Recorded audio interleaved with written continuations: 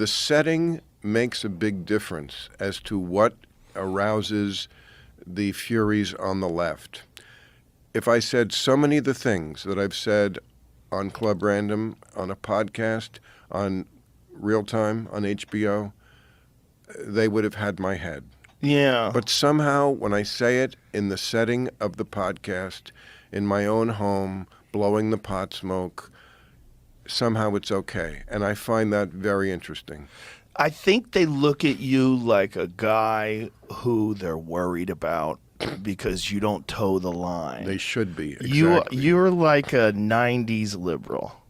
You're like liberals back when they were more reasonable before they became leftists. And now every liberal kind of has to be a leftist. It's not if you want to be on the team, you got to subscribe to the most fringe ideas that the team is promoting.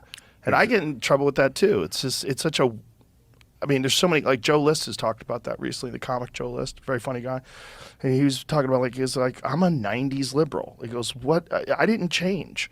It's like everybody else kind of changed. It got real weird, like what you're allowed to disagree with and not to disagree with. And, it's strange. I'm always trying to make the case that liberal is a different animal than woke. Yeah. Because it is. And you can be woke with all the nonsense that now implies, but don't say that somehow it's an extension of liberalism. Right. Because it's most often actually an undoing of liberalism. So you can have your points of view and your positions on these things, but don't try to piggyback on what I've always believed. I have always believed, as liberals do, for example, in a colorblind society, that the goal is to not see race at all anywhere for any reason. Yes. That's what liberals always believed all the way through. Obama, going back, Kennedy, everybody, Martin Luther King. That's not what the woke believe. They believe race is first and foremost the thing you should always see everywhere, which I find interesting because that used to be the position of the Ku Klux Klan, that we see race first and foremost everywhere. Yeah. So, again, you can have that position, but don't say that's a liberal position. You're doing something very different. I think the idea behind it, I think I understand their idea. The idea is that the society is imbalanced. And so in order to address that imbalance, you're going to prop up as many minorities as possible, make as many opportunities for minorities as possible, and get it to a position where there are, like, white people are a minority. And so that's not a concern anymore. And that through that, somehow or another, you'll achieve equality. I think the way to achieve equality is your way. I think the colorblind way is the way to really, truly achieve equality and to truly judge people just on their merits, but also recognize that if we don't address the problems in this country as far as like how disenfranchised some people are and how horrible some communities are that people grow up in and people find themselves stuck in with no recourse, no way out, no role models, no nothing, no financial opportunities. That's what our real problem is in this country, more than it is race. It's extreme poverty and extreme crime, and that these things don't get addressed over and over and over again. And in fact, a lot of the policies that you see coming from places like San Francisco and Portland, and they just exacerbate it. You're just seeing stores close because, like, okay, you can't just steal. You can't just have everybody just walk into Walmart and steal. I was watching a video where they were showing a Walgreens, and they had everything chained up. Chained. Oh, yeah. Chains. Even minor little things. Yeah, little things. Like frozen food dinners. Yeah, they had the frozen food section chained off. No, again, that's not... Liberalism was never... shoplifting is progressive. Right. Yeah. And we weren't interested in legalizing shoplifting, or as I guess we should call it justice shopping. But, you know, in Minnesota, for example, I think it was Minneapolis, after the George Floyd murder and the riots, I think there was a movement to disband a lot of the police, and they did. I think a lot of the police were let go, or somehow the police force was a lesser force than it was.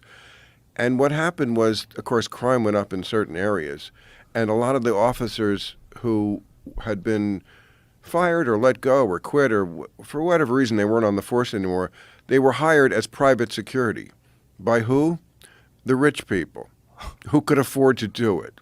So their neighborhood stayed safe. So that wasn't exactly, I thought, a victory for liberalism. No, it's the opposite. Yeah. It's unfortunate.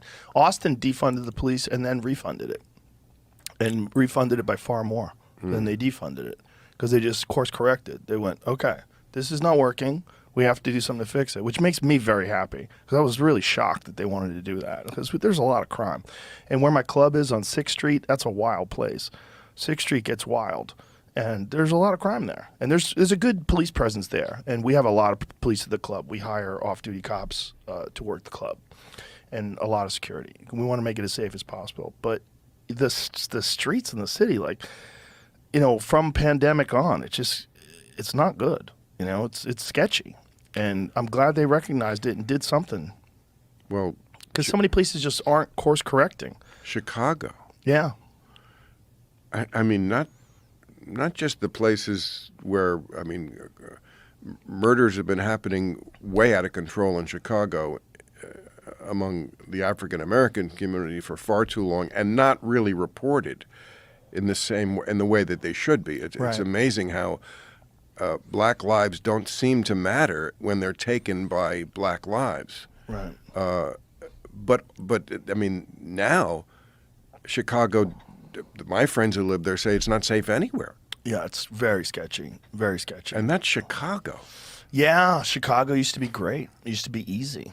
It used to be a great city. I mean, it always had problems in some areas, but I mean, even those areas. I had a conversation once with a driver who was a former cop, and what he told me is that they arrested all the key drug players, and then there was a power struggle, and things got way worse. He's like, their idea was like, go in, arrest the big kingpins, and then we'll clean up the city. It didn't work at all. The opposite had an effect. It was the opposite effect. There was way more crime. He said it just got way more violent.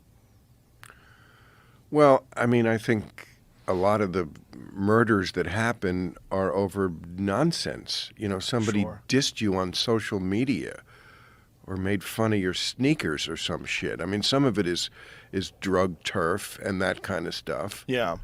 But I think some of it is just bullshit. And I don't understand why there isn't a more concerted effort to shine a spotlight on that.